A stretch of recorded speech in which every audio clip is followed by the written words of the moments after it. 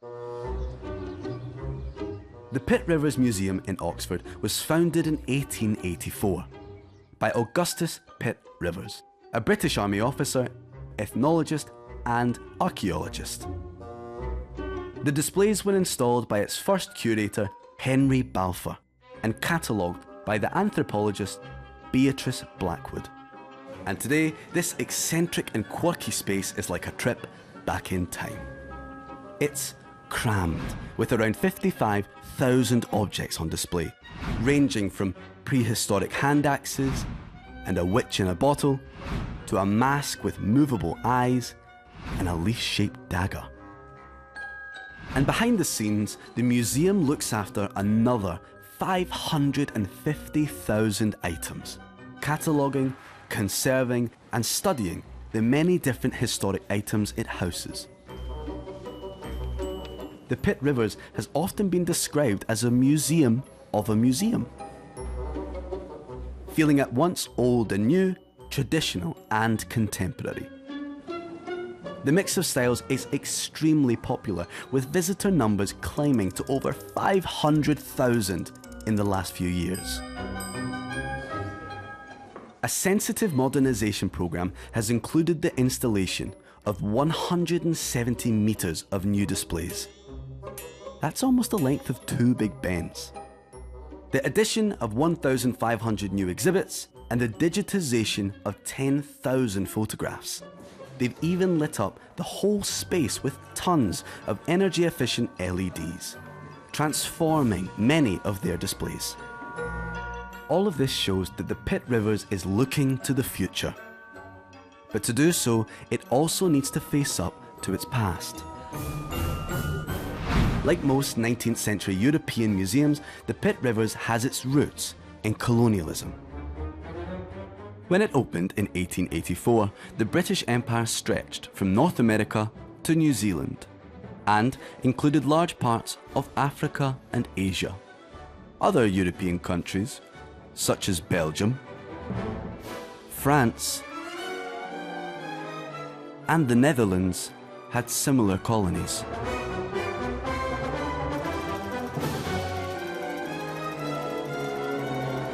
At the time, it was common for these colonial powers to send people across the world, with the army, to work, for study, or sometimes just for fun.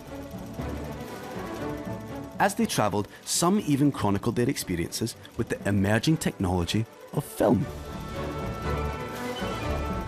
Looking through the Pitt Rivers Film Archive today, you get a sense of what it was like for these European travellers, encountering people and places they knew little or nothing about.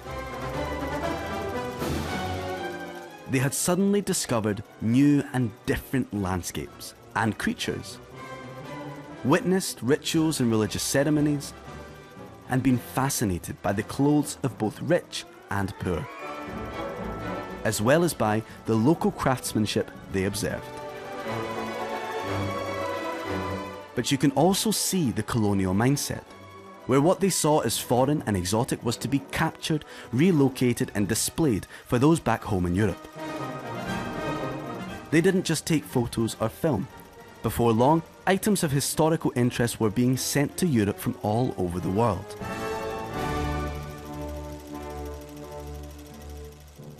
Much of the Pitt Rivers collection was acquired during the heyday of the British Empire, and the museum often reflected these imperial values.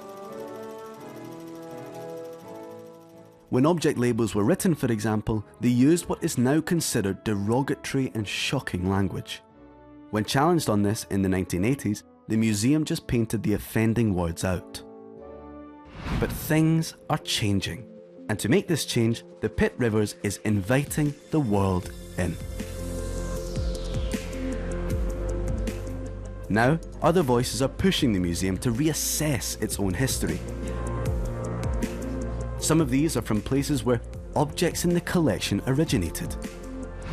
Representatives from Haida Gwaii, a group of islands between Canada and Alaska, have been in conversation with both the Pitt Rivers in Oxford and the British Museum in London to improve relationships between the Haida people and the museums holding their treasures. For over a century, Haida artifacts have formed an important part of the Pitt Rivers collection. This includes this Haida war helmet, with its carved and painted octopus, which the Haida believe was worn by prominent chiefs during battle or ceremonial war dances. And of course, there's the Haida totem pole, which has become a symbol of the museum. It's over 11 meters tall, the largest object in the collection, and shows seated figures and animals such as a bear, a frog, and a raven. These totems serve many purposes, such as commemorating important events or telling the stories of the local people. All of these items still have huge cultural significance to the local people. Something Haida artists Jaylin and Gwai Edenshaw felt immediately when they first visited the Pitt Rivers in 2009. You always feel two ways when you're in a museum like that, because it's so awesome to be in the presence of all this old Haida things, but at the same time you feel a sadness because all those things were removed from our village, and by that removing has lost its purpose in our community. I didn't expect it actually, but when I walked into the room with the chief's headdresses, it was a very emotional experience, and it caught me off guard. You know, those pieces felt like they were lost. The importance of these items isn't limited to the objects themselves. They tell us a huge amount about the cultures they come from. Take the Great Box, for example, part of the Pitt Rivers collection since 1874. We don't know exactly what it was used for, but we do know it is a masterpiece of Haida Nation craftsmanship. That's why Gwai and Jaylin decided to create a replica. The brothers spent 28 days at the museum, studying the box and relearning the skills of their ancestors. Working 12-hour days, they eventually carved a replica and took the new box and new skills back home. This is just one example of the many projects to welcome more voices to the debate. The Pitt Rivers has run workshops, seminars, lectures and meetings to ensure this difficult history and the hurt it has caused is heard and understood.